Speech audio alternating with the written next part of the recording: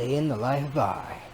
In great preference, I would rather head back to the ranch, do a little bit of computery work for like 5 minutes. There's a chap out there, he's like, oh, what about we do this deal? I'm like, yeah, but the truth is, well, I do want to do that. I just want to go, but this goddamn thing. Check this out. Alright, so engine-y things. Who wants to be like a motorcycle mechanic or a small engine mechanic or something like that? Who in the world would want to be one of those people? Huh? Yeah. 10 blokes will roll up and you that dickhead in the ABAREBUGYO guy that talk shit about everybody, and now you're digging in this like motorcycle mechanics and small engine mechanics. No? Anyways, my trusty steed here, which I picked up at an auction house years ago, and I found that was cut off. You know, I'm like, oh, that can't be very good, you know, that's not a good sign. So I just whacked one of these on. I bought it for 20 bucks, whacked one of these on. I figured we'll give it a go. She fired up, but it doesn't stop. So, unless you pull the plug. But it does have a pressure control valve. It's supposed to have another one around here. Oh, right down there. Right, there we go. So that's all good and well. Anyways, every so often and so... Oh, here's something. Life Lessons by ABAREBUGYO, which a bloke who built the Millennium Falcon. Under these tanks, they have a release valve for moisture. Every now and again, once every couple of years or whatever, you know, open that up. Apparently they can build up pressure and blow. Now, maybe not these tiny little rigs. You know, these old bangers are built pretty solid. But that's just something. And you can look that up if you want to. And then, because I built the Millennium Falcon. It was a piece of shit. But anyways, now, so I fire her up today. I'm thinking about this bloody thing. I got her running, and then she wouldn't continue running. But I did take the jets out. I pulled the bowl off and took the jets out and cleaned them up and whacked them back in, and got the thing running through, you know, brakey cleaner and all that stuff. And so I think, all right, maybe. And she just stopped running, and I think, well, maybe. See, we're getting fuel to the pump, the diaphragm style pump, and maybe there's blockage here, or this vacuum hose isn't drawing enough, because I know when it's real hard cold start, and when it's low idle sort of thing, it runs all over shitty on the show, and I'm thinking it's just because of this these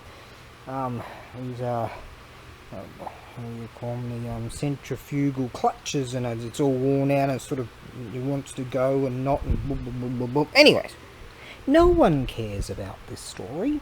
So then I'm thinking, hey, I see down here the because I figure I can keep it running, but we're not getting enough fuel. So I'm thinking now, which won't be correct, and we'll just have to keep going through all this shit, that I was getting some kind of... I just looked down here. I wasn't thinking about it because I'm dumb, but I saw some cracking in here in this inlet hose here. So I figure, yeah, that would make sense. You know, it's not getting this proper that sucky thing that I just mentioned, right? So then I go and get some white silicone because I want to fix something over there, and turns out it says Glade. God damn this frickin' kanji bullshit and hiragana-y stuff. I thought I read Hawaito, but I didn't. Anyways, no one cares, and now I'm starting to wonder if this is all cracking all the way down here. And so, God damn it, wondering if that's the case, and if it is, that would actually make sense. Not that I ever do, but that would make sense. But at least I know there's some cracking there. I'm going to give it a go and just splash on. I'm just going to silicone the whole engine. Anyways, vacuum, that's what it is, a vacuum line to this diaphragm pump. I'll up all the juicy stuff, and that stuff fires and goes. Anyways, and this started to give me the shits a few weeks back or months ago or whatever, when I stopped and gave up and then sort of cracked the shits and said, I'll beat you someday. Anyways, I did get it going at least. And so I roll up and mate says, oh, I'm here. He's got a few warehouses over there. And he goes, oh, are you coming? I got some money for you if I sold a few things for you. I'm like, okay. So I go, shit, who's that? And he goes, oh, it's mine. I bought it, but I can't get it going. Don't know. He said qualita means broken. I'm like, oh, I go, nunny engine. What's wrong with it? And he goes, wakaran, which means wakoma sen. I don't know. And wakaran is in Hakata Ben. And I go, ah. And here's me thinking, oh, wouldn't it be fun to play with this bastard too? God damn it, mate. Give me a week and I'll be cracking the shits about that one too. Got wonderful components all over it. Looks fancy. Anyways, much to my goddamn chagrin, I thought I read Hawaii, which I did, but I grabbed one, and it said, let's see if I can get this right. I'm trying to work something out there or something else. Where did it go? Huh? Oh, there it is. It says in katakana grey. Yeah, I swear I looked at the white one and then just sort of turned around thinking, oh, I've got to get some tape or something, and then grabbed the grey. So now I have to get another one, which is the story of my life. These are major issues for me because it just escalates. So I got some light oil. I'm going to get some chainsaw oil, but I figure that's close enough. It's chain oil, that'll do. That's the cheapest one I could find. So I chucked in my last bit of chain oil into that because I was hearing it clunking. I think, shit, and I didn't want to do that because I wanted to stick a bit down the cylinder here to create some compression, enough compression, so I'll at least know there's enough compression. That's what I do with that rig, and just keep a little bit of oil in the cylinder every now and again. And in fact, when I did that last time, I fired this beast up. I went like that to just get it on its strokes and give it a little bit of lubrication. I went like that and it fired off, and it hadn't been starting in like a year. This is like the Camino coal bike. Yeah, it's like the Godchild bike. And, there's a safety koala. You got to have him on there. So this is all the bull dust I've been doing. I went and got some juice. Please press here. Bing. It doesn't. Hang on, it didn't register my finger. And then you have to press it. And bing, you're already off onto some fancy payway thing, kind of. No, go back. And then I did it again. Happened 5 fucking times before I could hit the and I'm like going like that. Computers, engines. I think after all that work I did on the Millennium Falcon, I just blew my brains out or something. I don't know. Must have had an aneurysm. Alright then, soldier on. That's what I'm doing right now. I'll get fed up with this in about another 10 minutes. Better put some oil in that. And then I'll head back to the ranch and sort out this chap's thing, and but I'm kind of excited about this one. I'm looking at this and going, no. I kind of like the look of this one, and you might get really jealous and then sort of like do what I want. Yes, but that's that. And actually, a girl was asking about that gong. If I could find a cheaper freight method, and I was thinking, okay, I'll have a look, see freight, but it's just, it's so, the time it takes. I chucked it in here somewhere. That's beautiful. It's just probably not listening, but it's not worth all that extensive time to wait just to save a few bucks, Really, well, I would do it, obviously, being an immortal and all that. Now listen here, you. Make that one jealous. Okay, soldier on.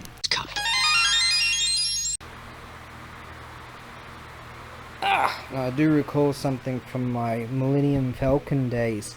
Or it could have been from Junkyard Digs, or maybe it was Thunderhead 289. He was saying that at low, they're both, he's a carburetor sort of experty sort of dude, and he said, yeah, look at this little thing I'm trying to work on.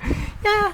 And he was saying that at low revs, you know, the induction, or should I say at higher revs, the induction overpowers the suction of the that thing I was just talking about. And then because this thing runs well at higher revs, so I figure, yes, there's science to this. I would never have worked that out, right? Yes, what did I call it again? I can't even remember. Yeah, something wrong with me in there. What's it called? Vacuum. God damn these stupid blasted me's. Okie dokie. Tore that thing out of that one, and obviously they're not compatible. I'm going to take that back to the ranch, charge that up. They are recharge all those ones. Now, sealed ones too. How do they do that? Oh, I don't know. Anyways, I think the worst has happened. Not the worst of the worst. Like a major catastrophe. I'm reckoning now, because I've clarifications, that we so I'm thinking, it's just that cracking went through, because that's the casing of the carburetor, so I'm thinking that issue should be okay. It goes from one issue to the next. Now I've confirmed that getting fuel, the diaphragm's working, so I'm getting fuel there, and I have chucked a bit of wind using that thingy down both of those, and confirmed that, yeah, that's all clear. So the issue, I reckon, I don't really like is I reckon the rings are so goddamn worn out, because this Millennium Fire Juice, this is brake cleaner, that's high octane stuff. So the last time I played with this, I did get that going, and briefly, and then it stopped. So then I thought it was that flow of fuel, and then maybe gummed up carby still. Blasted thing, it's got so many issues. And I've got no muffler anymore, so is that a back pressure thing, you know? Oh, God! I don't want to rip the cylinder head off and rip the cylinder head off and get some new rings, and then find that the piston's bloody blown out of holes in that too, and then go play with that, and then eventually this will happen. Yeah, my distant offspring got to be out there somewhere. They'll be like, right, you know, 10,000 years we're gonna oh, anyways, that'll do for today. I'm gonna head back to the ranch, and I did manage to do something today, at least. Messing around with things, getting things sorted out. I mounted this thing. This thing is rad. Yeah, check this out. This was in a bunch of stuff. Yeah, that was in a at one of the auction houses I went to. Right, right there. Another computery thing. And you go like that. Again. Yeah. And you go pew, pew, pew, pew. Hey? Pew. Is that right or what? I can stand here and do whatever bullshit I don't understand, and that thing goes pew. Now, if I was smart enough, I would have figured out how far it can go, and I would have mounted it there. Now I sort of stand here. Whatever. No one cares about this story.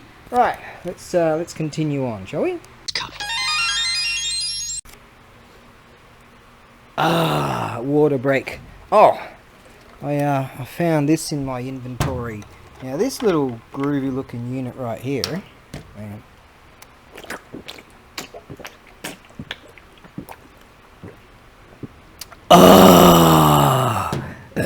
That's better. I've had about 4 chips today. You know when you get excited about a project, nothing works out. Anyways, okay. This little unit was in one of these boxes with all these groovy things, and it seems to have the thingy. So I'm gonna confirm once again about the compression-y thing. I'm gonna stick some of that oil in there. Don't think it'll matter which oil, to create some compression to help the rings compress.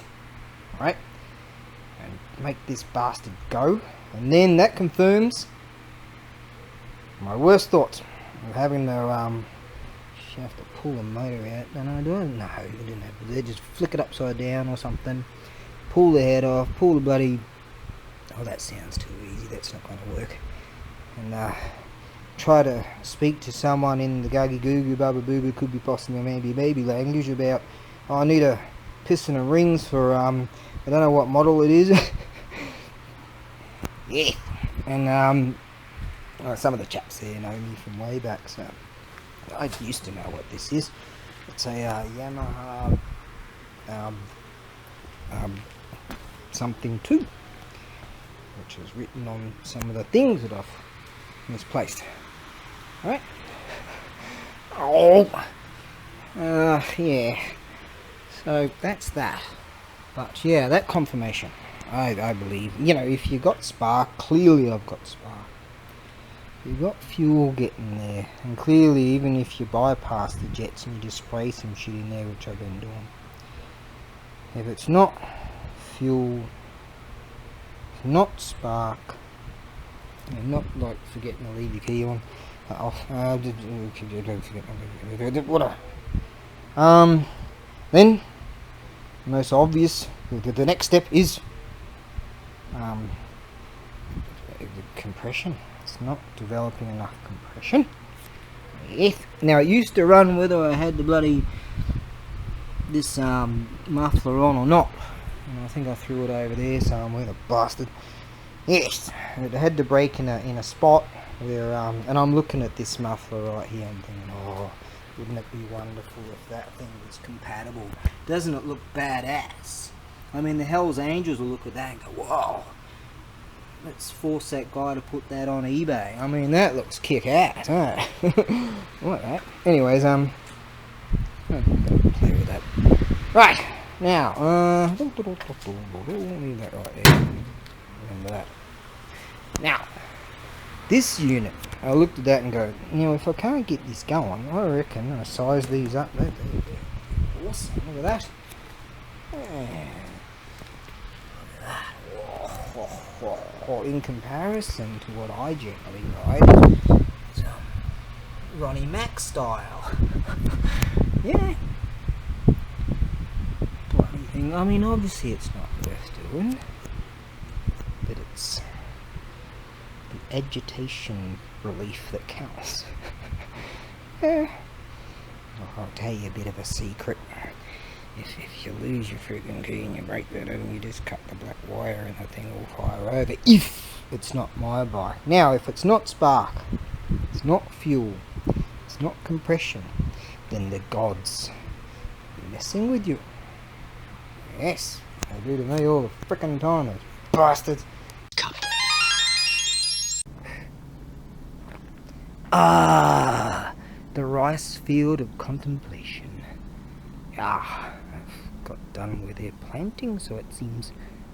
Well, I've got a few things packed, and I had to try to wait for something to work out how to do something else. And but yeah, I've got a few of those sorted out.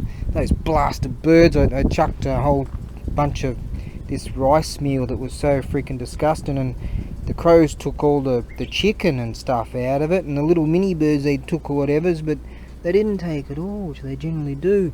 Someone said to me today, did you throw up in the back? Like, no, looks like it. Try not to disturb them. There's just 2 storkies over there. Hey, this bloke's got a good deal. He's cruising along. Oh, I can feel the wind now. Now that I'm sporting this Jackie Chan-esque kung fu-y looking dude. I saw this movie ages ago. I was like, whoa, that dude's got an awesome hairstyle. I call it, like, I say that as a joke, like the Last of Samurai. Do you know the Last of Samurai no eiga shitelu desu ka? Which means, do you know the Last Samurai movie? It's shitelu Tom Cruise, this and that. I was like, yeah. I turn around and go, Last hairstyle. And I've heard, God, it feels good. I haven't felt it for years. I've been sporting the Bruce Willis for a long time. And just the feeling of the wind flying through your mane. Bloody great. Yeah, it's really nice. So there you go. We'll go and have a look at some storkies down here. Yeah, it's a beautiful place here. He's having just a bit of an exercise. That's what he's doing. So I think, maybe he's checking. Yeah, he'd be like the local farmery dude, just checking to see. Because I saw a bloke here working earlier, and didn't look like the happiest of chaps. Yeah, some bloke the other night, right? He's only knee high to a grasshopper, and it's out with some chaps, and they went off to go inside this place, this establishment. I said, I'll kick back here for a little while. I'm loving the it's cooling down. It's like at this time of year when it cools, it's like, yeah, relish that. I'm kicking back out there, feeling good, and this bloody guy, he comes up to me, and he just bumps straight into me, right? And not like I've never done that to anyone, but and then he just starts, he keeps pushing into me, just with his chest, and I'm like, who the fuck are you, dickhead? And no, I think I just said, who the fuck are you, being nice. And storkies, fight or flight birds, and he starts fucking growling at me. He didn't say a word, like, of any articulated language. He said, articulated language or something like that. He said, he just started growling at me. I'm like, fuck you, dickhead, and then it was kind of like he had this jacket on. It was like this thing compressed in his jacket. I was like, what the fuck? And we both sort of go, what?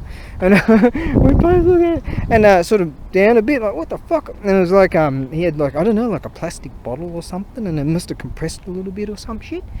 Like, and he just keeps growling at me, and he wouldn't fuck off. So I'm like, okay, what do you do? Well, go and attack me then. Go on, attack.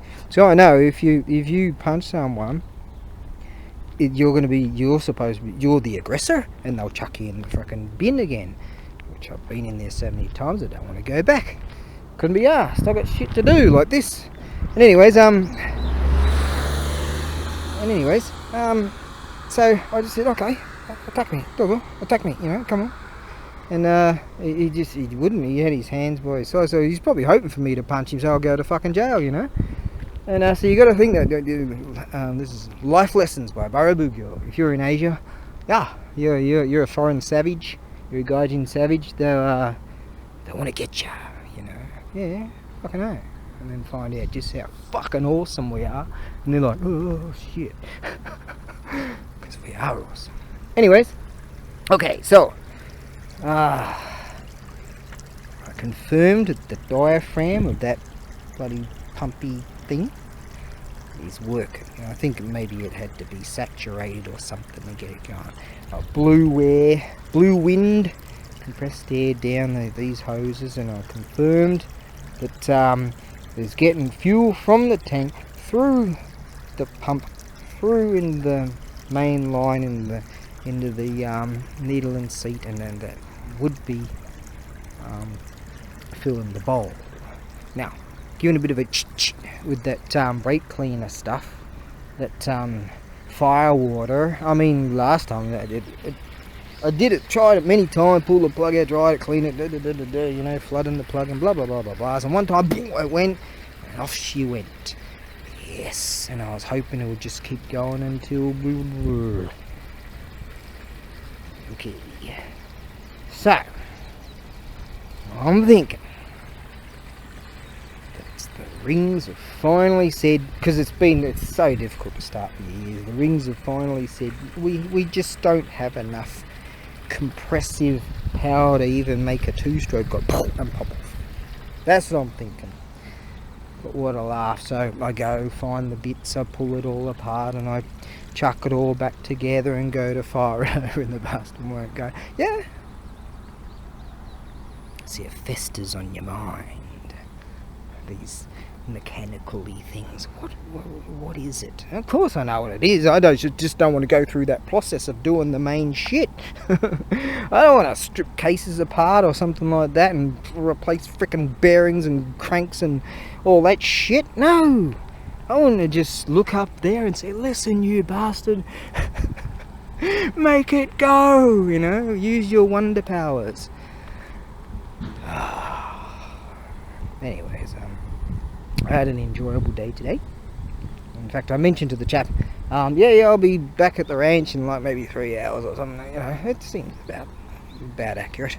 Oh, there's those bloody bullshits that are going to have a go at me again. These electrical-y things. They go, you know, and pull out their frickin' lightsabers on you. Yeah, you get too close to the bastards. They're switched off or something. They probably work on solary, that whatever that big flashy thing over there is. Yeah, solary powery things. That's a timery thing in it. Oh, well. Okay, let's keep heading on.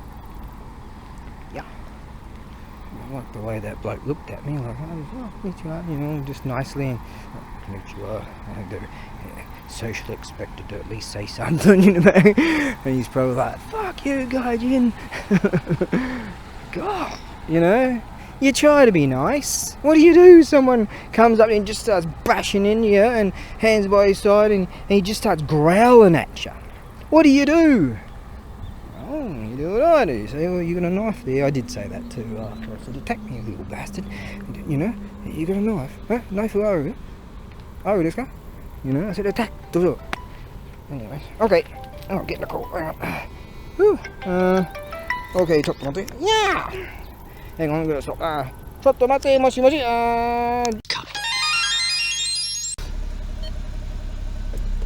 Looks like that bloke might not be the local farmery guy. I don't know, maybe he's just doing this as his route for exercise or something, because he popped over just then as I was talking to a bloke. And in my sort of hodgepodge Japanese, and he's actually sort of wasn't looking too like nasty at me this time. I don't know what's going on. Maybe he's going through a divorce or some shit. I know that feeling. So, anyways, well, what is this? Snake time. Yes, let's have a look. Yeah. Oh, fuck. Fucking murderer. Ooh. Snakey, hello. Mini snakey. Oh, this is wise. You didn't get to see it, did you? Tiny mini snakey. Yeah. Oh, that's good. Look over there. Don't look where you're stepping. ABAREBUGYO, you really are an immortal, aren't you? Well, do you charge my credentials? Shit, car's coming. Hang on. Yeah. What's the line again? Do you question my credentials? So that's cool. Alright, yes, I presume. I think I might have seen that bloke doing that bicycle-y thing a few times. So, yeah, maybe that's his stick right here. Like, hey, this is my exercise route. Alright, now, I know that bloke lives over there, so we're having a bad connection on this liney thing. Which happens quite a few times, especially if I'm in the warehouse or whatever.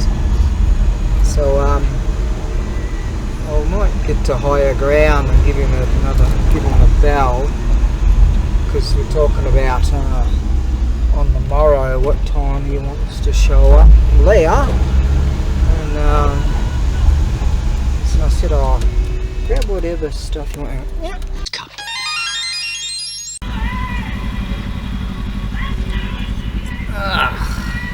The strangest things you see, man. Just back there, saw this, must have been an old dude on a bicycle. He's going sort of that way, and this woman, small, petite-looking thing, had a helmet on and riding gear or something. I think this was pretty strange. And she's running along in the direction of him. I think, shit, that's fair enough. Maybe practicing for an alien movie or something. I don't know. And then kept on and noticed that she's parked her rig, one of those, looks like one of those Honda Cub things on the side of the road here, and she's running back, so I figure something's fallen off or something like that. The strangest things you see. Yeah. Oh, anyways. That's better. We're nearly there. Nearly back at the ranch. Hey, home on the range. Yeah. Anyways, wonder how many cockroaches I'll have to kill tonight. Okay, now. Shan't be long. I'm having a look at these email-y things. Alright, I'll see if I can do this and I'll do that. And my mate there, he says, oh, you know, I can hear him in the background, and we were doing that liney thing, but I couldn't quite hear him. It was fading in and fading out. And he said to me, you know, you should be getting up early in summertime. Should be. I can hear him cracking his cans. Yeah, he's you know, certain times of day or night he calls me and you can hear him. You know, he's just getting on the piss. All right, well, nearly there.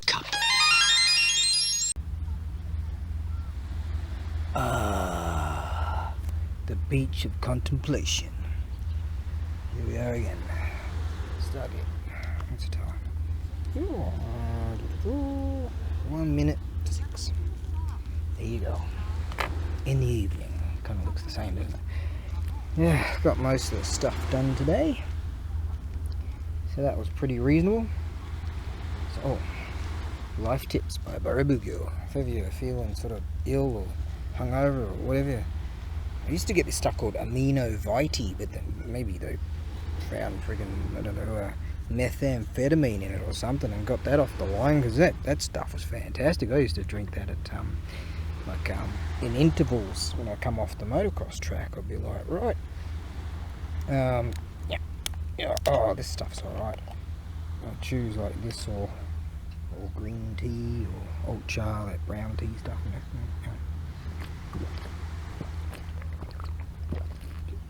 You can slam it down fast. Yeah.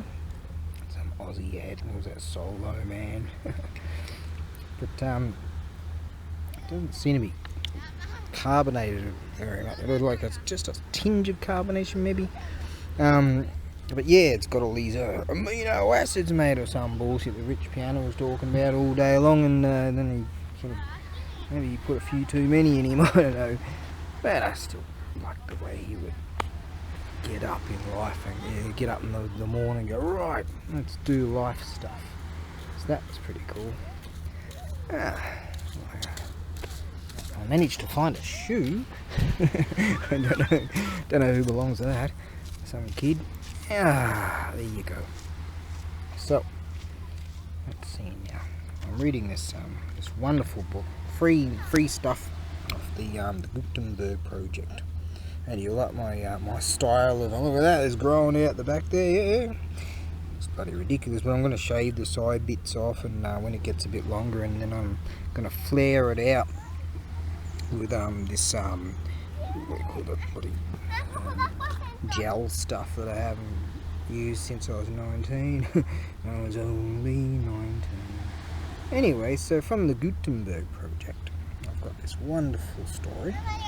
I'm up to nearly chapter 10.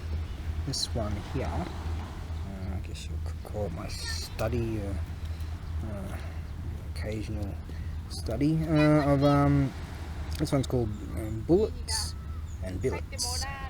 Billets meaning where soldiers would, when they come off the line, they might spend 4 days in some kind of housing and towns and stuff like that. They put them up in wherever they can. And yeah, it's a fantastic story of a second lieutenant, an English bloke, on the line in 19. Oh, check out my attire. This is my best dress. Check this out. Alright, it's getting a bit. How you going down there? This is actually from Australia too.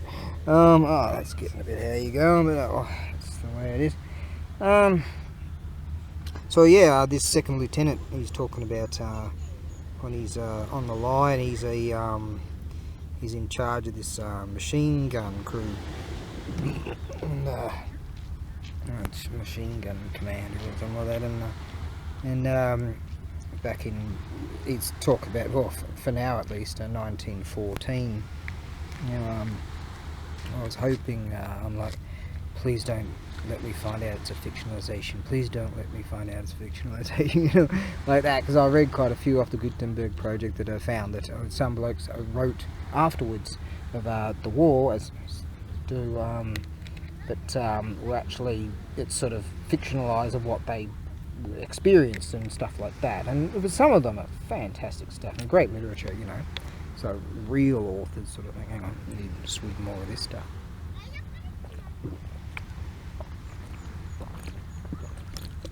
I swear to all the gods I can name, I've eaten about 5 potato chips all day.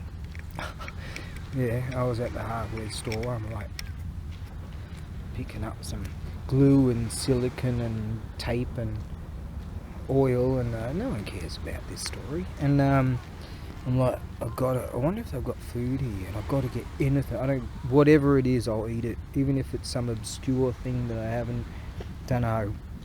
So, potato chips, mate. Still got it in my bag here, but I was able to pick something up on the way, so that's good. Down here, walking down here. Yep, there you are. The old pack of, and I picked up, there you go, I picked up some peanuts just there. There you go, see? This is a real nourishing meal. I've actually got some meat product here. It's actually real meat, so vegetarians might not be very happy with me about that, but all it is, it's judging from how much air. Oh, that's Mr. Potato, mate. See, that's really. And that's all I've had today. That's all I've had. Enough. Kind of slightly on the hungry side, I guess you could say. But anyways, hey, the potato chips has just advanced my. Where are we now?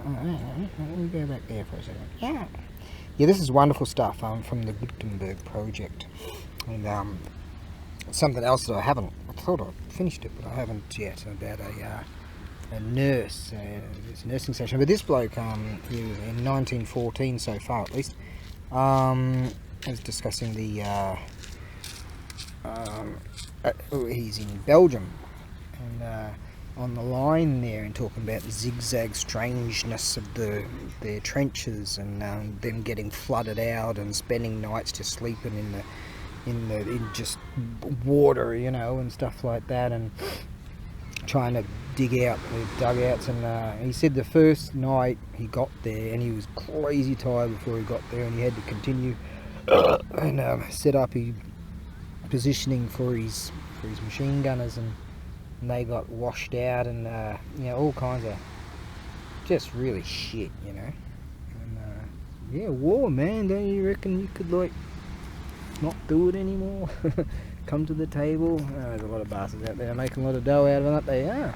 Anyway, that big flashy thing's pretty high still, and it's really nice and warm at 26 degrees Celsius. Yeah. So this bloke, he was one of the few dudes that on Christmas Eve, they I think it was Christmas Eve or Christmas Eve, they they 1914, they could hear some Germans. What do they call them? The Bolsches? How do you pronounce it? Bolsches? The Huns, as they would call them. Some of them would call them. Anyways, they overheard. They could hear in the German trenches them playing rudimentary music on whatever sort of instruments they could sort of create themselves, and they could hear them singing, and then sort of repartee went on, and one of the German blokes says, "Hey, how about you come over here?" And the English blokes laughed, and then they played some music. What do they call it? Ragtag,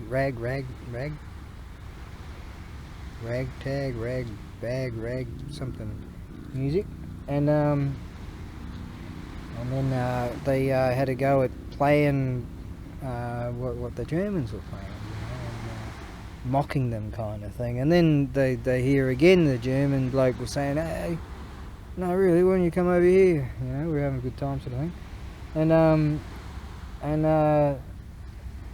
one of the sergeants, something like that, sergeant something, says, "Oh, why don't you come over here?" And the German bloke goes on, and he said, in broken English apparently, he said, "How about we meet halfway?" And so they did, and then they exchanged goods, the type of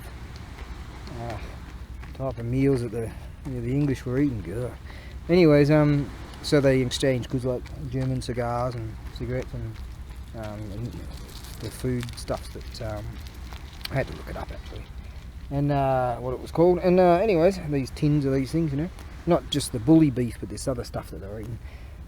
And so then that bloke, they came back, and then then a few more decided to go out, and then it turns out there was like a dozen of these German blokes and a dozen of these English blokes, and they were actually chatting and having a right good laugh and exchanging like souvenirs and buttons and all this kind of stuff. And he said he cut off a couple of buttons off the German bloke's tweeter or whatever you call it, and uniformy thing, and then he cut off a couple of these and exchanged and all this sort of stuff. And fascinating, these blokes and later on, years later, they were using gas and all this kind of stuff. It was just horrific, the shit that was going on, right? But just that moment, and he talked about that moment, and he said on Christmas Day it was silent, and generally it's just like it's going off with all kind of rifle fire and cannons and all that. And it's talking about sometimes someone would get a bit jittery and think they saw someone coming across dead man's land, sort of thing, and fire a shot, and then it would spark off, and then suddenly thousands of shots would be fired, but nothing was really happening. Just all kinds of strange stuff. You see strange stuff, eh? That's what they said in the Vietnam guys are in the Vietnam jungle. They start to see things and stuff like that. When are they ever going to learn? When are they ever going to learn? I mean, this stuff is horrific, but there's a lot of humorous things that go on too, and so it's a beautifully written story. And I figured I'll bother to read it. I don't mind the fictionalizations; they're cool. But I figure a bit too arty. But I figure I'll read it because initially they showed a picture. He shows a picture of him in uniform, and you think, right, this is the real deal. So I certainly think that this is the real deal.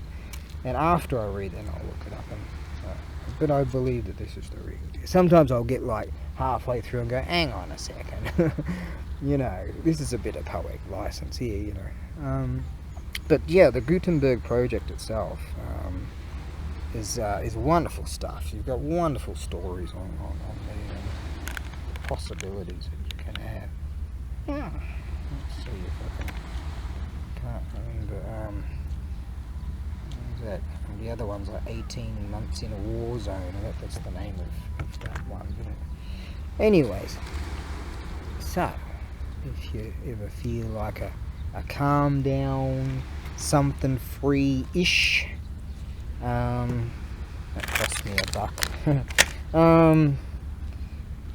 Yeah, you ever looking for something to do that's cheap and awesome, The Gutenberg project, they've got amazing stuff out there in the literary arts. So yeah, it's really good. I know that there's a whole bunch of different wordings I wanted to utilise when I was blathering about this, but I know I'm really tired. Yeah, just running on a lower pulse. Yes, that's alright. Get a few more chips in there. Yeah, Mr. Frickin' Potato comes to the rescue.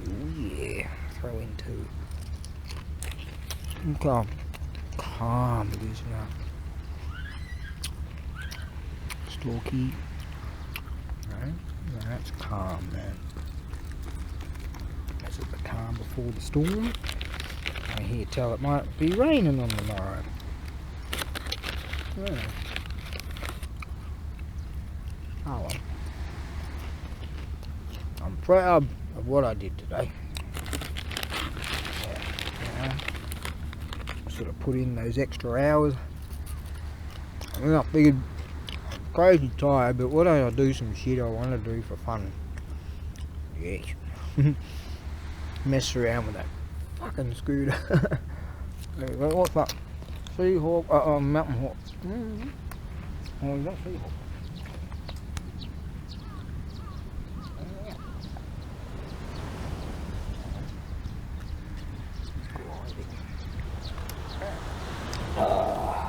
See a few around here. Anyways, I'm gonna stick this on the charger and then get back to my boxy poos.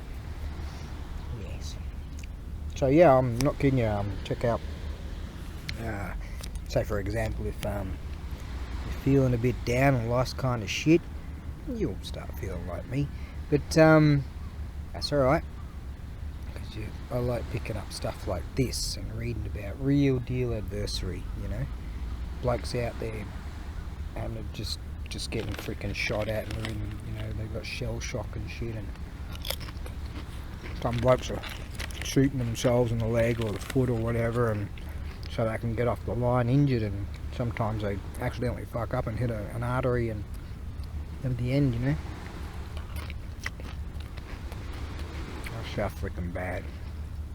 But hey, what have we got now? Total peace in the world, isn't there? Sure there is. Sure there is. Yeah.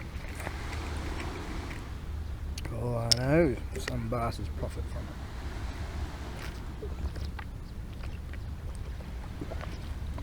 it. And others die screaming.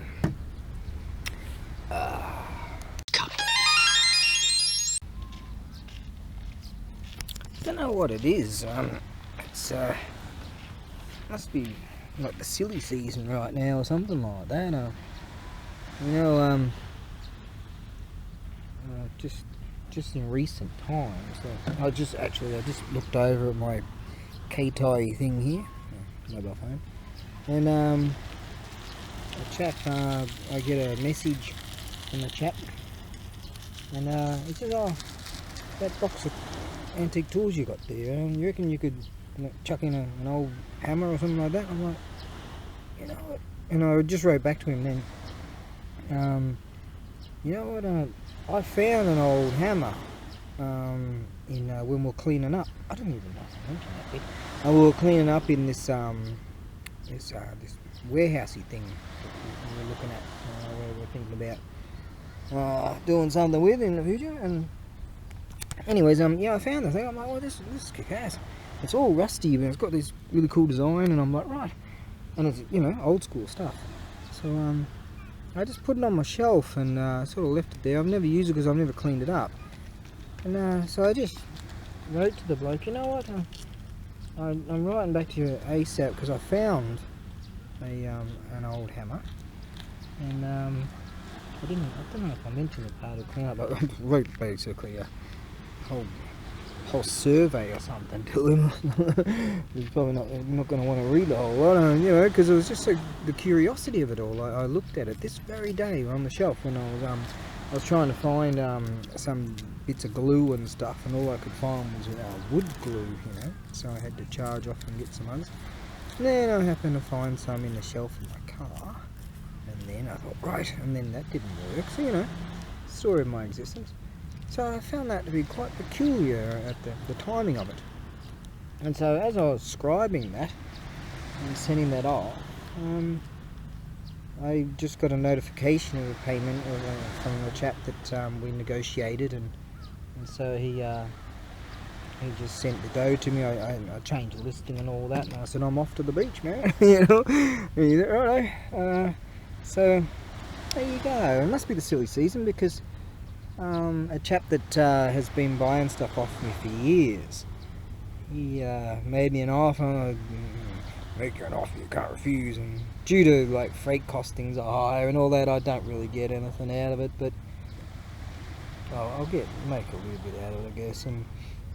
But it gives me that reasoning that I've got to get to the warehouse right now, next day, and get that done. And my mate's like, oh, come on, we've got things to do. And I'm like, God, you know, you get tugged this way and tugged that way. People don't understand that. But you're saying to me, you know, I can hear him sloshing away with his booze, and like, you know, tonight, now this evening, you know, in summertime you're supposed to get up real early. I'm like, shit, man, I do like internety stuff there, you know. No, hang on, I can get some more of that in here. Ooh, it sounds like a didgeridoo. I'm back in Uluru. That was the Museum of Bears Rock. Yeah, from Alice Springs and Catherine Gorge and Devil's Farm. Oh. Slight bit of sadness memory. No, not going to be sad.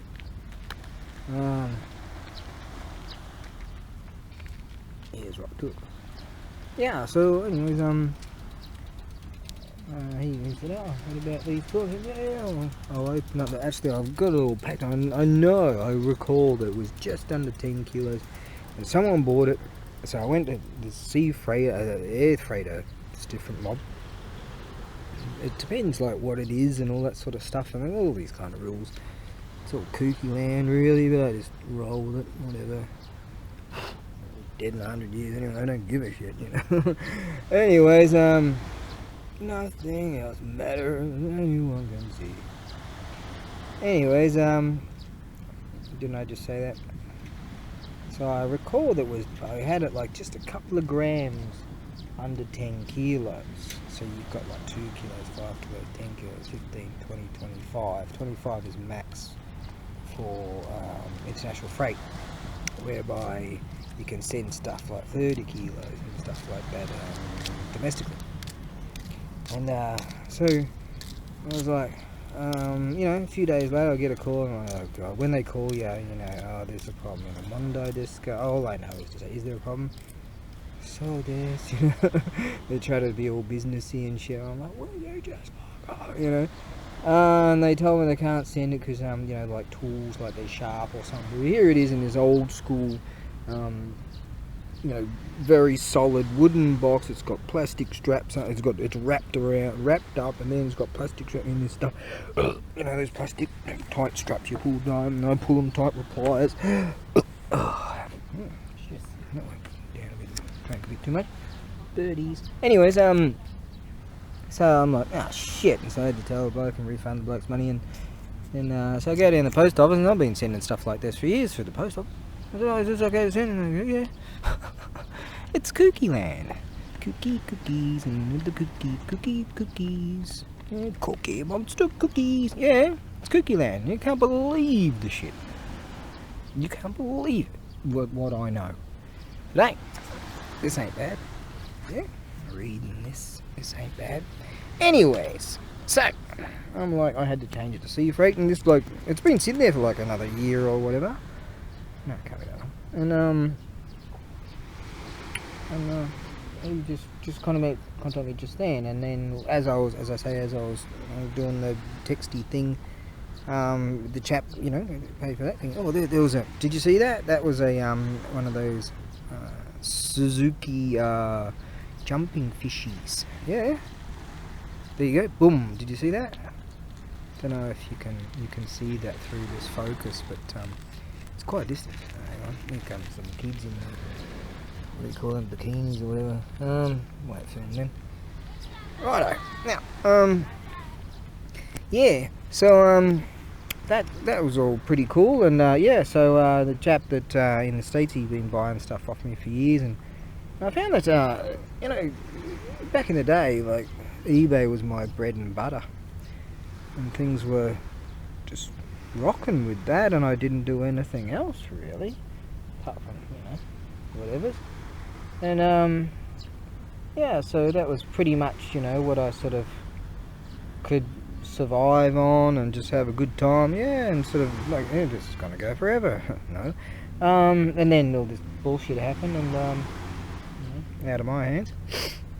Yeah, and so I figured, oh, shit, maybe there's a few other places or something like that I can do a few things, and so yeah, I went for the Amazon thing, but God, I wanted to get out of there as soon as possible, because they're like, well, if you don't sell anything, you still got to pay all this freaking shit. And I'm like, get me out of here. But you can't just hit the get me out of here button. They're like the convoluted, get me out of, get me out of, get me out of here, get me out of here. Stalky.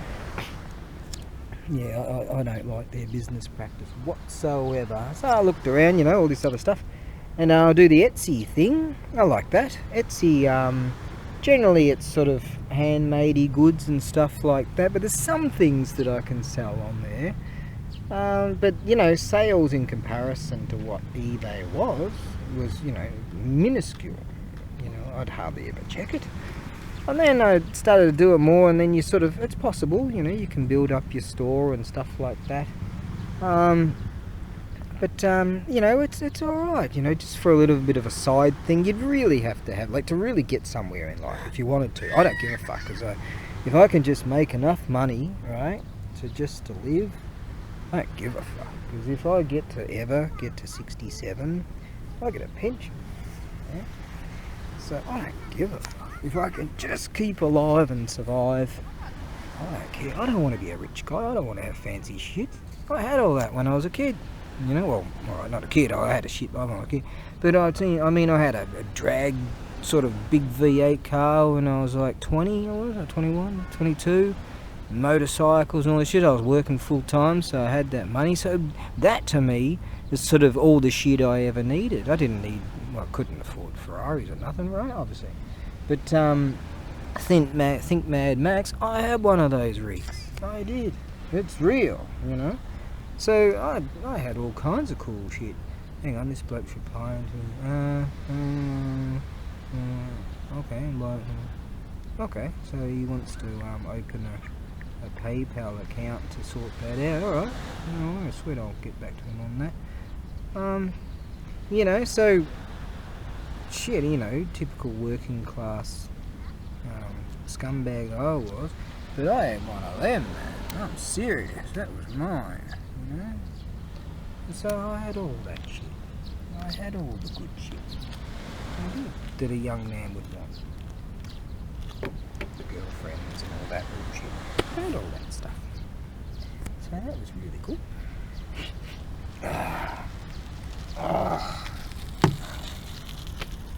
Anyways,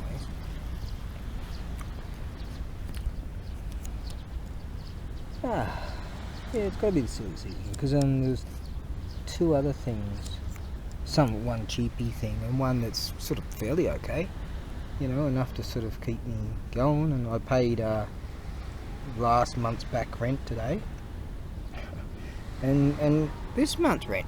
There you go, at the warehouse. I was able to afford last month's back rent and this month's back rent. So there you go.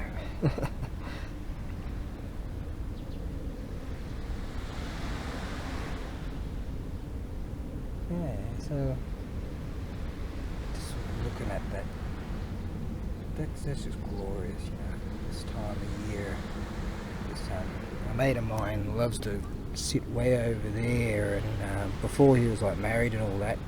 That marriage will probably fall. He's probably listening now. And he'll be back sitting over there watching that big flashy.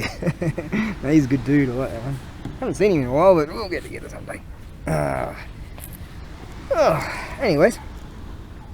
Yeah, so some things are sort of, it's the Etsy thing's been sort of going alright, you know, just going along okay. And I like the community, the sort of the arty sort of thing, and some people might consider me to be slightly eccentric.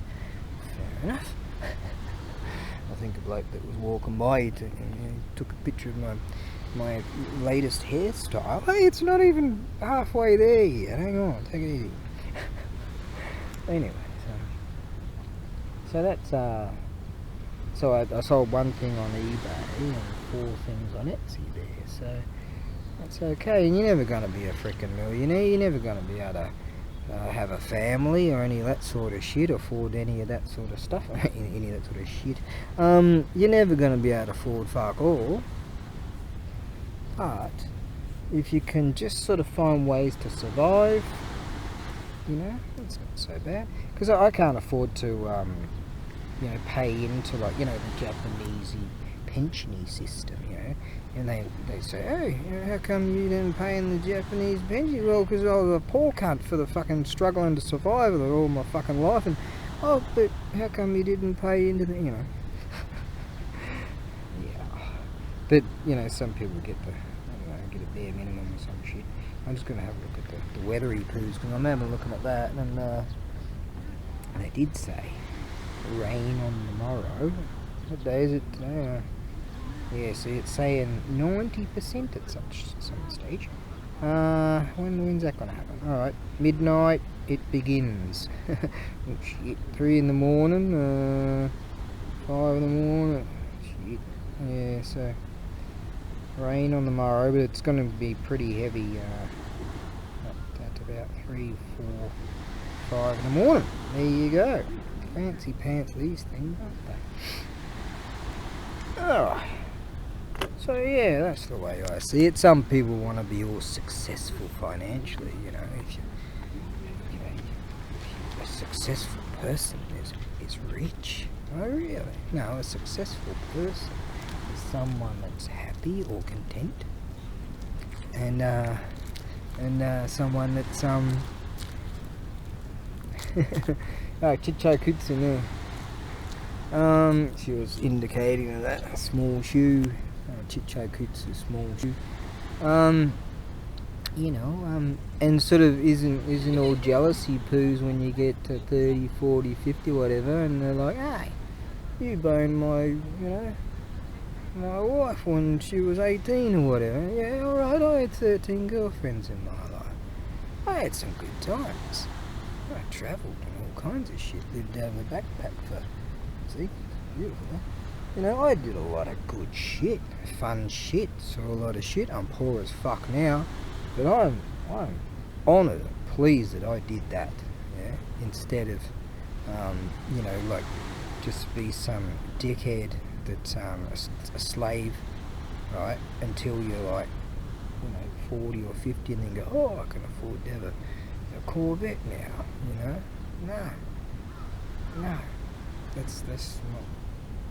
that's not successful in my mind. But I know everything, and I'm better than you, obviously, you know, the young turds. I'm better than you.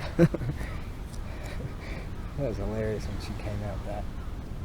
There was a whole bunch of young people over there. They rolled up. I thought they were going to pull out all the baseball things and do what those young guys were doing last night, but no, they're all having some The Gathering. Yes. Oh, The Gathering.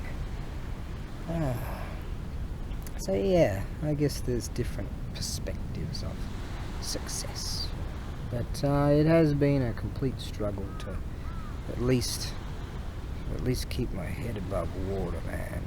Yeah, I'm serious. That's been pretty tough. But hey,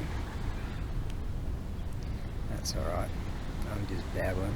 I'm gonna get back to this, and you know, today's a good day. Alright, I'll babble a bit more later. Today's a good day. Tomorrow you might be dead. Right? So, you know, seeking this and seeking this and seeking this.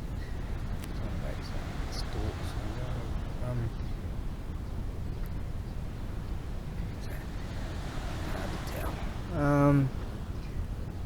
Fly that way, do they? You know, the concept of trying that carrot's out the front, trying to get there, trying to get there, trying to get there. I knew from when I was a kid, I'll never fucking get there. Yeah.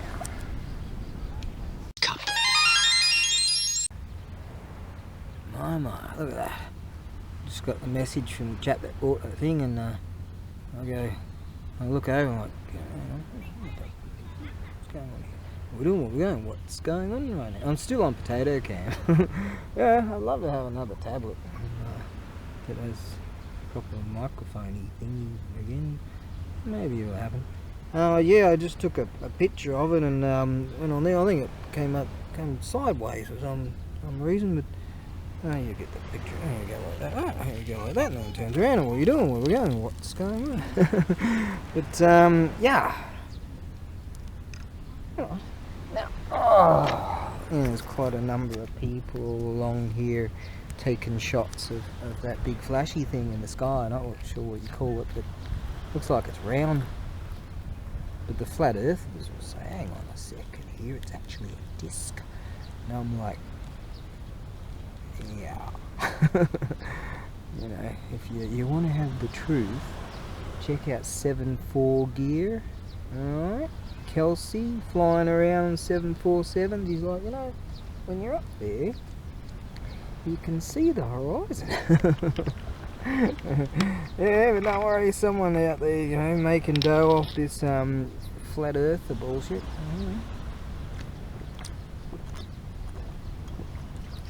I'd rather have faith in Kelsey, by the way. I like his channel. God, there's some techo stuff that those blokes have to learn and then sort of quantify and calculate and all that sort of fancy pants words, and compute in their heady poos. And sometimes in a matter of seconds they've got to go, shit, what do we have to do? Alright, let's get out this book and do this, that, no, we can do, I've been here before, I haven't, blah, blah, blah. And when the communications from these radio towers, you know, they bang on, I can't understand them. And sometimes they're banging on about people that, you know, English speakers, and it's not their native language or whatever. I can't understand these blokes when they're saying something, oh, turn right on Gold and, you know, and then left on RF1 or whatever, some bullshit like that, and hold on B, you know. I'm like, hold on Bravo. I'm like, and it comes out like, and you're like, what? And it, you know, and it doesn't, you know, it's like really, really difficult to understand. Yeah. It's like a kangaroo or something. One of those $4 million dogs. There's yappy nuts. Wonder why it's quiet. Maybe it's dead. Reminds me of Harold Balder. He's cruising along in Chile, and he's got this, in Argentina, and Chile maybe, and he's got this. He found a dead llama on the road or whatever, so he stuck it in the back of his backpack with his head sticking out. He just walked around with that all day long. Yes, as you do. I wonder if he's lonely, travelling around like that. Yes. Bald and bankrupt. He's awesome too. He's hilarious. He's, where's he now? Mongolia, is it? And some bloke's coming up there and trying to like scam him or something, and some other scammers come up trying to scam him, and this scammer starts punching into these other scammers saying, hey, you fuck off, this is my mark. Yeah, shit, I wouldn't do the things that bloke does. You know, I don't think he's like, what's that bloke's name? What's that guy's name? Bear Grylls. And he would like cruise around and you think he's out there in the jungle, but really he's only 400 metres away from his hotel. Well, fair enough, he did a whole lot of amazing stuff, you know, jumping out of planes and all that SAS kind of stuff. But you know, later on you find, hang on a second here, this bloke's just 400 metres away from the highway or whatever, you know. And like what are they called, American pickers. Once they made a lot of dough, you know, they just fly in, and it's all like all the prices are set, you know, all that bullshit, and they'd fly in, and then, you know, they'd have these clips of them, all these edited clips going, hey, look, we're driving along in the countryside. Same with porn stars, you know, they blokes have mentioned to me, they walked in there, they're not there. And I'm like, what, did you expect them to be there? You know, like, no, but everyone knows they're not there. They only go in there to do some filming, and then they book it, and you know, then they're off. And then you know, so it's all bullshit. That's all bullshit. Some jerk off fucktards out there, right? They can't see the production. They can't see behind the lens. They can't see behind the camera. They look at him, they get all excited and think, oh, that guy, look at that guy, he's stupid. And it's like, mate, it's all scripted. Hello, McFly. You know, and a whole bunch of McFlies out there, they don't know. See, I've been to live taking, you know, live takes, and taping, and when I was a kid, and you can see that, you know, this is for nighttime kind of with David Letterman kind of bullshit, you know, and but in Australia, the equivalents, you know, they have the whole sort of same programming type of bullshit, and you know, and here we are, it's like 2 o'clock in the afternoon, and here's this Steve Isaac guy, that was his name, and they got all these placards, you know, it's all scripted and everything, oh, this bloke says this, and this bloke, the edit, and the camera goes to this guy, and he already knows what to freaking say back, and then they put up these placards, and just laugh now, or applaud, you know, and shit like that. I'm just a youthful chap, and I'm looking at this going, I don't want to clap, because I don't even find that part funny. And there was a couple of jokes there, I thought, yeah, that was pretty good. And then they'd have this crappy band playing this shitty music, and it was all like the same sort of thing. And they're just like 60 minutes, you know, the American 60 minutes, and then the Australian 60 minutes would run off the same type of programming, and so all these like tard heads out there go, and they get all excited, and they go, oh, look what he said, and they get so far into it that it becomes their reality. Yeah. Did I just set a whole millions of dickheads? Hello, McFly. Hello, McFlies. Wake up. Shit, I threw my television away like, what was it, 20 years ago? Can't remember. Yeah, it could be. God. Yeah. Isn't that wonderful over there, eh? That's what I should be doing, exercising like that place. I saw some girls over here one day, they were like in their early 20s, they'd just out of college, and some foreign savages, and they had their mats out and they're doing the yoga thing, and they said, yeah, we do this yoga classy thing, and for, you know, 500 yen or something, it's one of these things, 500 yen each, and you know, we do the yoga thing, and I was thinking, yeah, a mate of mine, oh, we saw that, and I was like, you know, I wouldn't mind doing that, and retrospectively, I looked upon it, and I thought, yeah, you know, all these freaking injuries that I've got, I can feel in my back right now, some rib that never healed, and you know, the wiggle ones, sometimes I believe it's going to heal, you know, and I'm thinking, shit, you know, if only I could do that kind of stretching. And I had a look at a website of some of the Fukuoka people that are into this, and I'm looking at some of the stretching, like, look at that bloke, he's going all karate, you know, Van Damme kind of stuff going on over there. They got the guitar out, see, these young girls. And yeah, see all that kind of stuff, and I'm thinking, shit, I haven't done that sort of thing for so long, and I'll probably break some. Yeah, I wouldn't be surprised, man, I wouldn't be surprised. Alright, let's get these shoes. Look at these fantastic shoes I've got. Oh, yeah, they're getting a bit, how you going? Yeah, they're getting a bit how you going. Oh, put that there.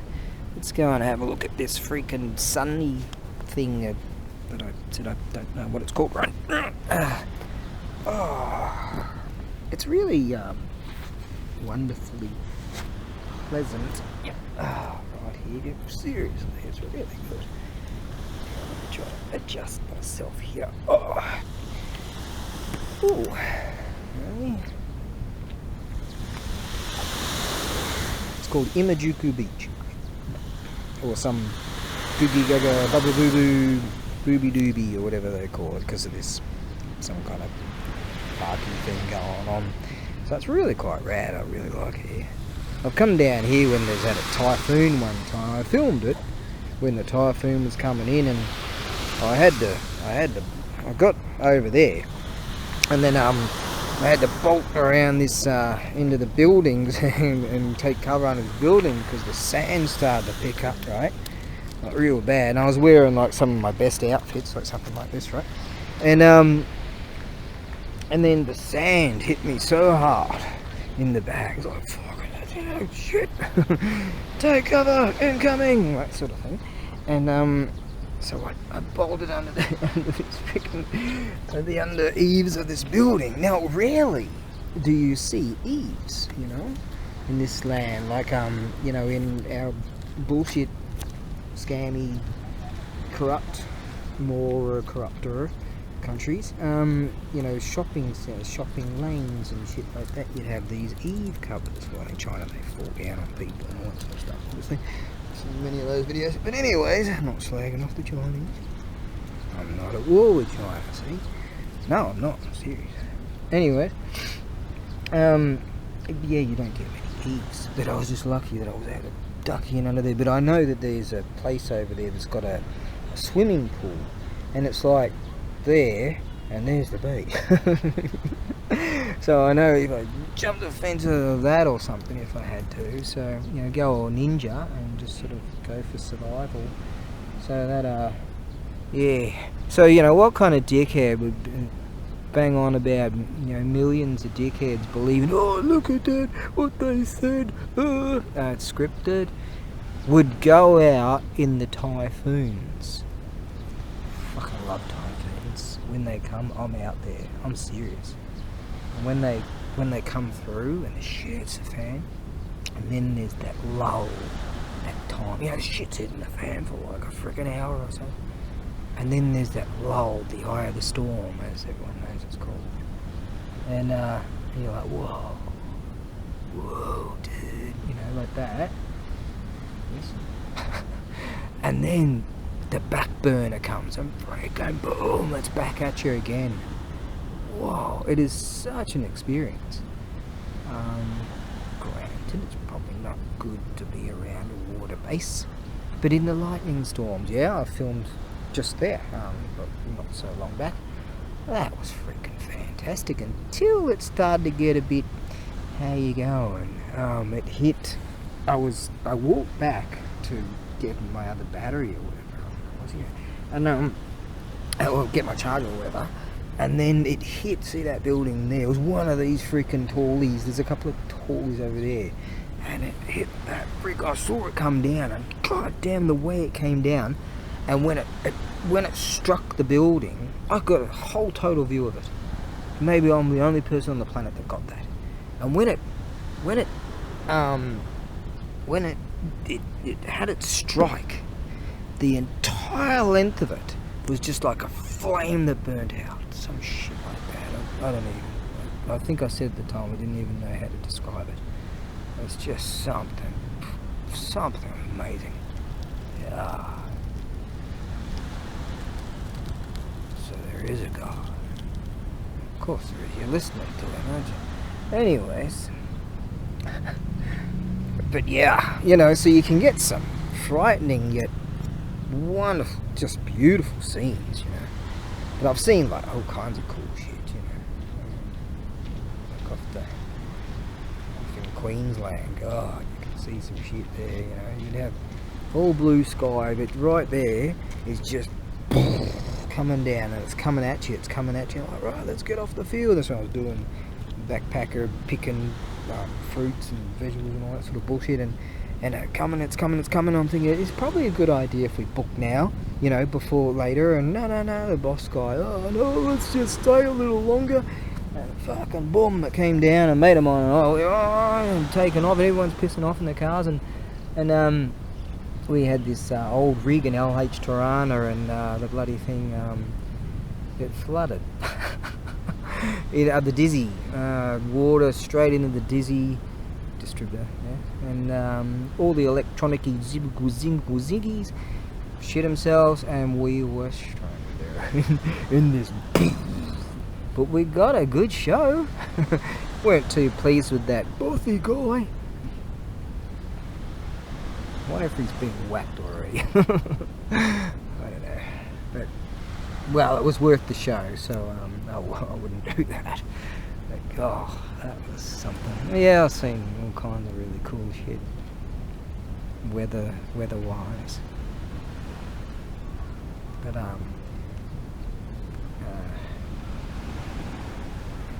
note to all, don't try this at home, kids. Yeah, don't do that, whatever you do, because you're listening to some foolhardy foolhead that does do that sort of thing, yeah. Right, back to the book.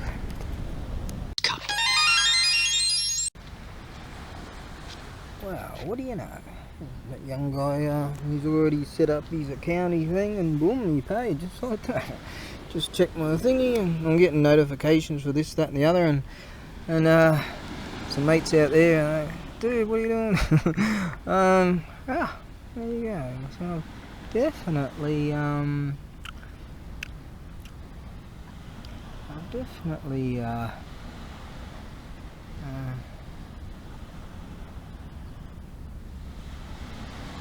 on, I'm gonna answer.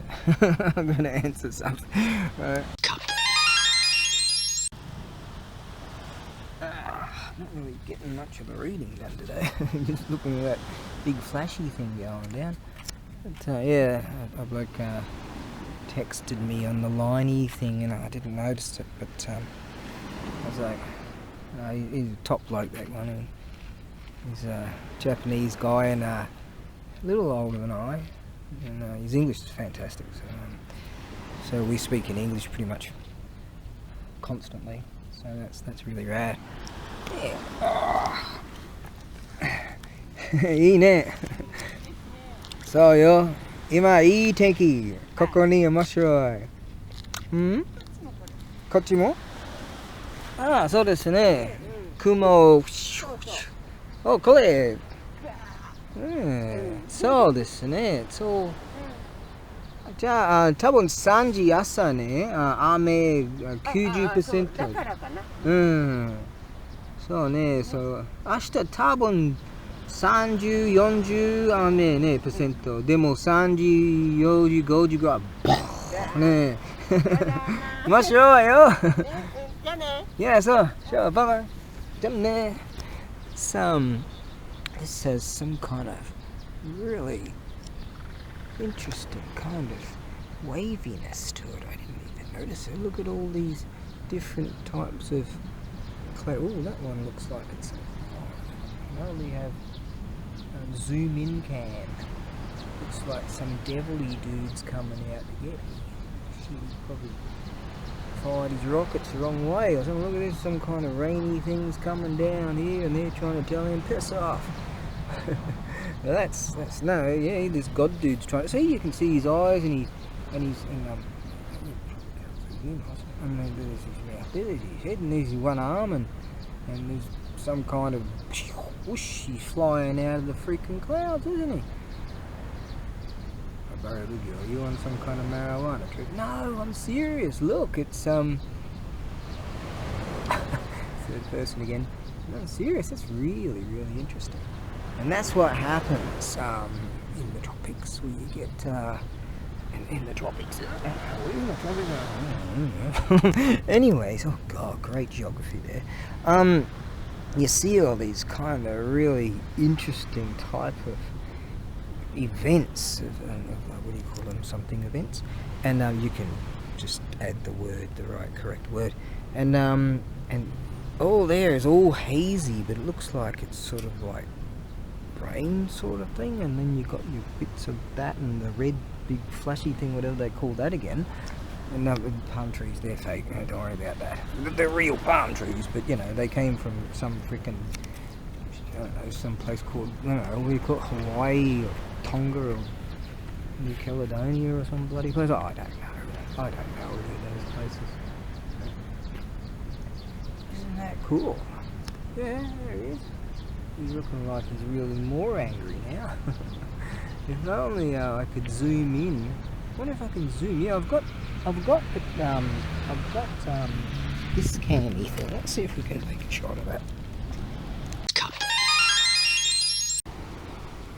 So I've got all these fancy pants visually things, but I have no idea how to zoom in on this bloody thing. Oh, I don't know. It turns out that bloke wasn't taking pictures of me. He's talking to some dude in some kind of funny-wunny language. I don't know what it is, but it might be, I don't know, some kind of funny-wunny language. And so I presume maybe it's, I don't know.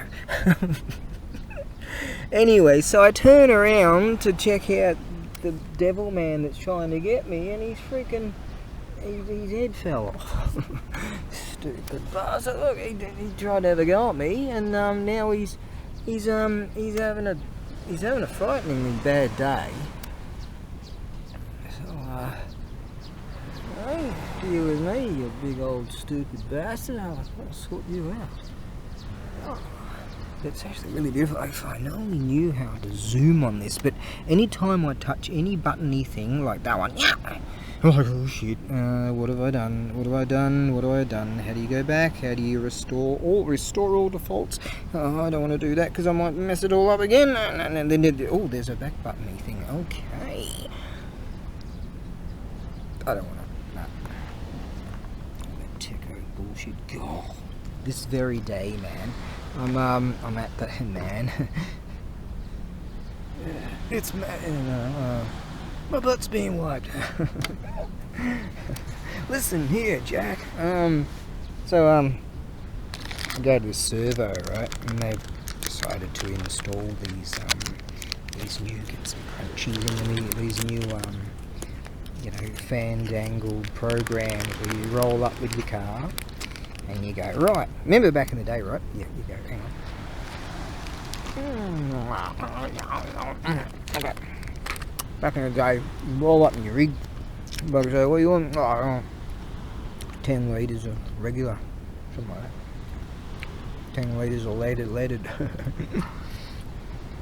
Yeah, I'm 53, you know. This madness is just, you know, not childlike. It's Anyways, so I roll up and alright, so I put some juice in the rig on one side. Right? Realised I've forgotten to get some juice in my red tanky thing, and so I can play with these scootery things and stuff. Anyways, I didn't want to take any out of the motocross bike, chuck it in there because it's all pre-mixed. I mix it myself, 35 to 1. No, sorry, 32 to 1. I just go with standard. The engine lasts longer. Life tips. ABAREBUGYO. Anyways, now, unless you want to change your freaking thing every day. Anyways, so I pull out my tank thing, put it on the ground, and go to, you know, press it. It says it's in the guggy goo goo, and then it says it's in the master language, you know, it's English. Press here, you know, okay, bonk, and you go to press here, and so it doesn't register. You freaking, it's got all this fancy shit over there. You press here, and it doesn't, and then you go to press it again, and it goes do, and you've hit the wrong fuck, and you've hit something by, pay by freaking Anacon or some shit, you know. And then you're like, shit, where's the fucking back button? What is this kanji thing? And then you're all stressed and shit, right? And then, so I find the back button, you can bonk and do that, and I go to do it again. On the 5th time, I could find the thing that goes regular, fuel, which is the red one. So I was able to hit that, and then I'm all humming and harrowing, thinking, fuck, all this technology fucking bullshit is just too much. But when I finally got to choose the one I wanted to, you got like 20 of these options. You can pay by this bullshit, that bullshit, this bullshit, yeah. So yeah, so I ended up getting some fuel for that, and I'll play with those things at some stage. Got the missions, and so I'm thinking, when it gets to total digital currency, you're screwed. You are. Yeah. Oh, you're a dissenter, are you? They're already doing it in China. Hey, we hear you're a bit of a dissenter. No, you want to hop on this bus? No, mate, you can't hop on this bus. What about this train? No. Oh, you can't leave the country. No, you can't do this. You can't do that. They're already doing it, right? My word, China. This is the plan for fucking everyone. Alright? This is the plan. Alright? Well, first they want to exterminate 7 billion, 8 billion now? Carl Schwab. That's what we have to do. That's not a very good German accent. And, talking about exterminating 8 billion people, we're bringing down the population of 500 million, and we'll be good, and then we'll dig holes for the elites. Okay. Then they got all the honest of the honest men out there. They rolled him out. CNN, told him to piss off, and I mean, you have to be really that bad. And they roll out old Brian Stelter there, and he's like, we've got to do something about disinformation. Yeah. So they call it disinformation and disinformation. And this bastard's the purveyor of it. One of them. They're all together. Yeah. Yeah. So having this cashless society, because I'm high society, then yeah, if you're not a McFly, hello, you should sort of wake up on that one and understand it ain't good for you. Nope. Will I get banned for that one? No, just call me a flat earther or some shit, or what they call me, a conspiracy theorist. Yeah. No, they're already doing it. It's already happening. Hello, McFly.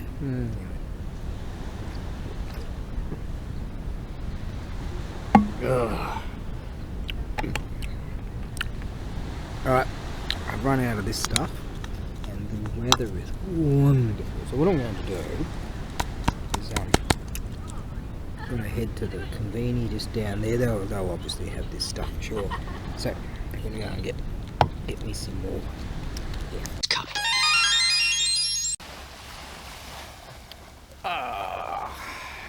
Just heading back from the conveni. I just saw one of the saddest things. I won't pan all the way around. The saddest things you can see. What a crushing defeat of youthful exuberance, man. Servitude and slavery and subjugation. I just noticed.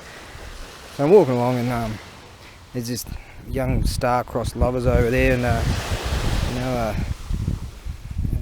a girl and a boy. They're wearing their school uniforms, and I would say they're both 15. And you can see the tower over there.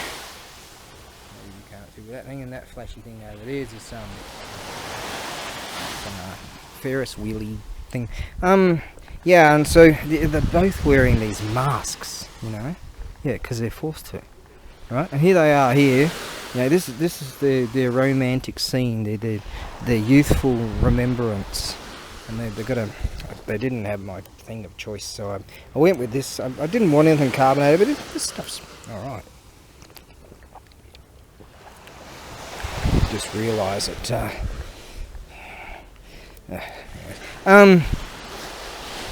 Yeah, looking at that scene right there, man. You know, it's like, oh, remember when we were at the beach, you know, when we were teenagers, yeah, and remember those masks we had to wear, you know. But the thing is, the young people all over there, they're all sort of, I think they're probably, I don't know what you call it, university students or something. None of them are wearing them, right? So it's like, if you ask why do they have to wear them, they don't, you know.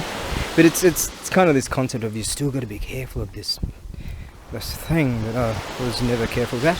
And it's just freaking sad, you know. Just to me, that's freaking sad, and, you know. But soft, what light on yonder window breaks, you know.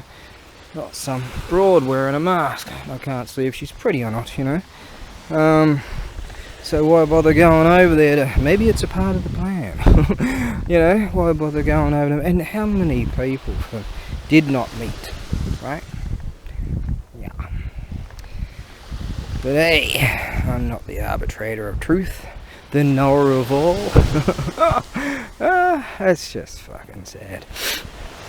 Oh well, I'm heading back to the original location. Life Skills by ABAREBUGYO if you're living in Japan. Sometimes you get these randos. They've never heard a word of English in their lives. And you get these randos and they're just trying to say stuff like, oh, you know, you've been caught doing something or some bullshit, or, oh, you know, you owe $5,000 on a dirty website or some bullshit, you know, things like that. There's people, right? So what you do, if it's an 080 number, see, 090 number, I've got one of those, and you're good to go.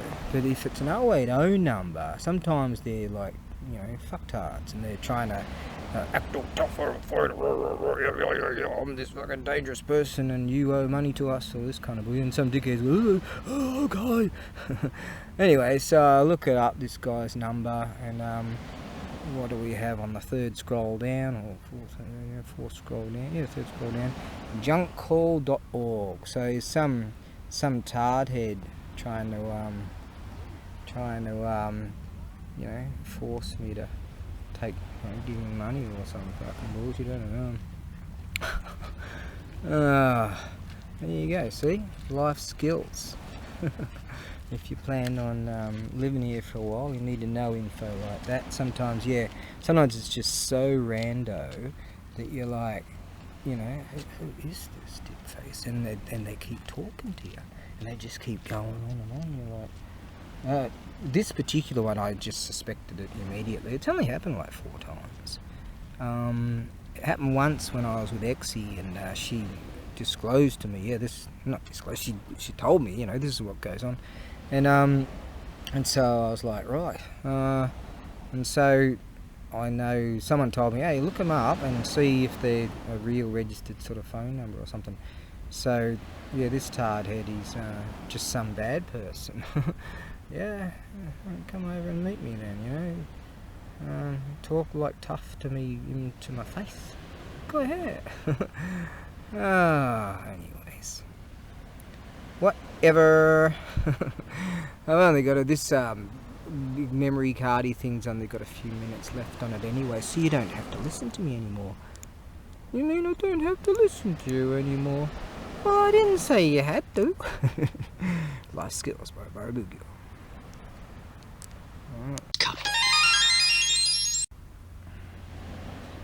Yeah, here it is, here, just for interest's sake. This junk calls. Should I be wasting my time with this? No, I'm telling you, man. So, junkcall.org and whose number, blah blah. So you look down this thingy here, and it's listed there, and it's listed here, and it's just some dude. He says some blah blah blah. He's speaking in some kind of guttural shit, sort of bullshit, low level person, even lower than me. God. And anyways, and he's just like, oh boy you must go. Boy you must go means, do you remember, you know. So they're trying to say some shit like, oh, do you remember, you know, you're on some fucking site or some bullshit like that. And that's some of their angles, you know. And they're like, oh, you need to send money to such and such. And there's a whole lot of placards and things around in banks and stuff like that to, you know, warn old people, hey, you're some, you know, some filthy bastard tries to steal your pension sort of thing, you know. Yeah, they're out there, alright. See? There is no God. Yeah. Still got a mini shoe. Right. I guess I'll just blather on until this memory cardy thing runs out. That's not exactly what I want to bang on about, you know, to finish all this nonsense that no one's going to listen to anyways. You know, for posterity's sake. I'll look back at this when I'm that old, and it's carbonated, I'm telling you, but it's tasty. Don't have too many of these things, but this is quite yum. Mitsuya cider. It is. But after this talky poos nonsense, I'll read some more of that stuff. I will. Yeah, look at that sort of. You can still see that blazing kind of whatever. That's not the big flashy thing, is it?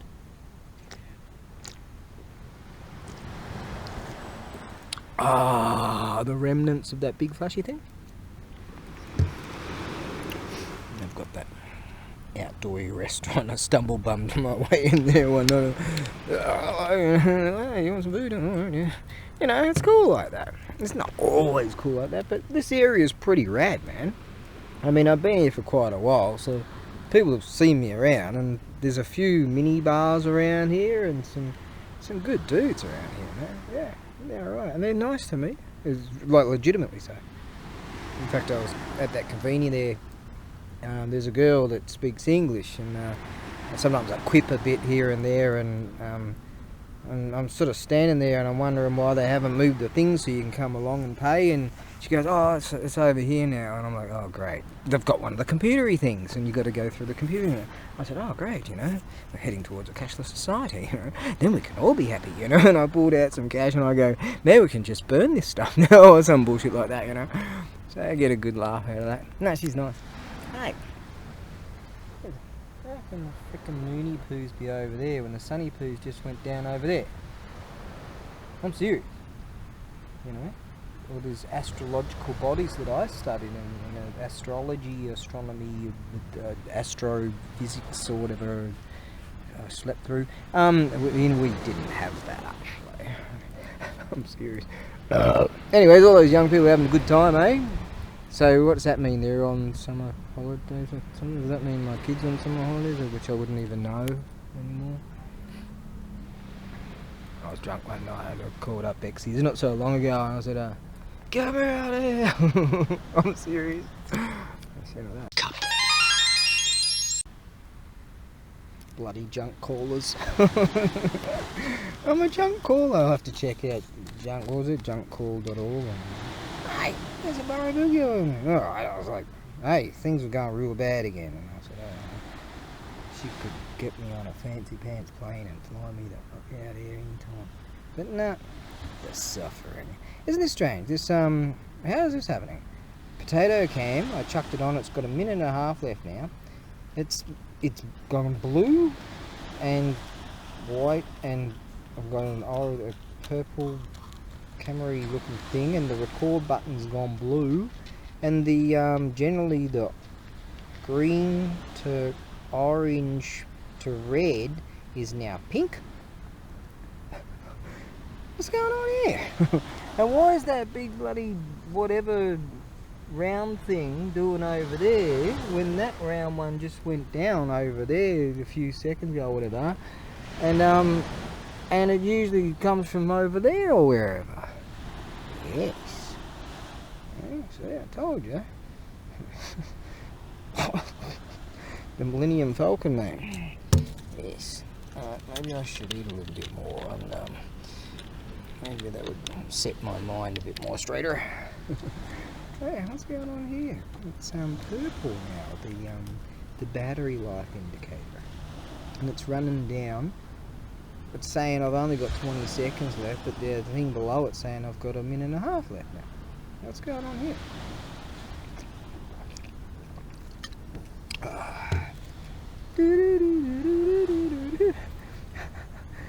Yeah. Oh, the weather's wonderful.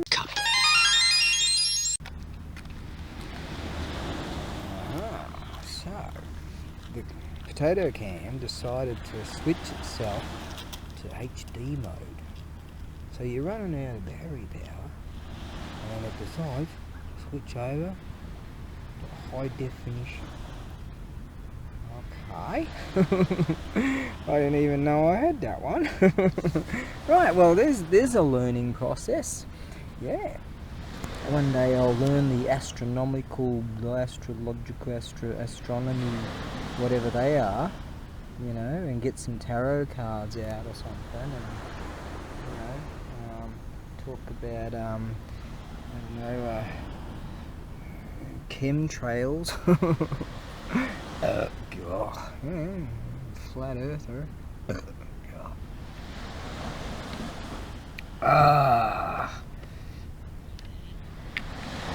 This is what you do when you. A lot of people said when they're in Japan, like Gaijin savages, they feel really lonely and shit. I think it's because they're young. You know, they haven't gone through the throes of shit. And I kind of like it, but I like babbling on, obviously. But yeah, I don't get affected by that. You know, I don't feel lonely. I kind of like being on my own until I don't, and then want to hang out and yeehaw kind of thing. But kind of like I think I'm the sort of person that likes his own independence in general, in regularity. And whereby some people, they gone blue again. What's going on here? Whereby some people do literally feel so goddamn lonely that they remove themselves from this world. And yes, I certainly pity that. I guess you could say I've had the advantage of when I've travelled around, met freaking thousands of people, didn't I? And so, I don't know, maybe it's experiences or something like that. So what do? If you feel lonely, I guess, if you work, get some dough, grab a backpack, do what I did and just go. Especially if you're young, Yeah, don't waste those years. Not those were our young years. In the worlds before Monkey, primal chaos reigned. Heaven sought order, but the phoenix can fly only when its feathers are grown. Now, I don't want to be suspicious or nothing, but this sounds very literary to me, and when the fictitious sort of fictionalizations come along, there's lines like this. There we go. The front door having apparently stopped something or other previously. The front door having apparently stopped something or other previously was conspicuous by its absence. And I'm thinking, hang on a second. So I'm looking up the author of this, and I want to find out if this is actually sort of a rendition, because I've got to find out about this Bruce Barnesfather. It says up here it's Captain Bruce Barnesfather, but in here it says he's a second lieutenant. So Captain Charles Bruce Barnesfather. In the worlds before Monkey, primal chaos reigned. Heaven sought order, but the phoenix can fly only when its feathers are grown. Okay, game on. In 1914 he joined the Royal Warwickshire Regiment as a second lieutenant, and served with a machine gun unit in France until 1915. Oh, bugger, I wish I didn't know that now. Elemental forces caused the egg to hatch. From it then came a stone monkey. The nature of monkey was irrepressible.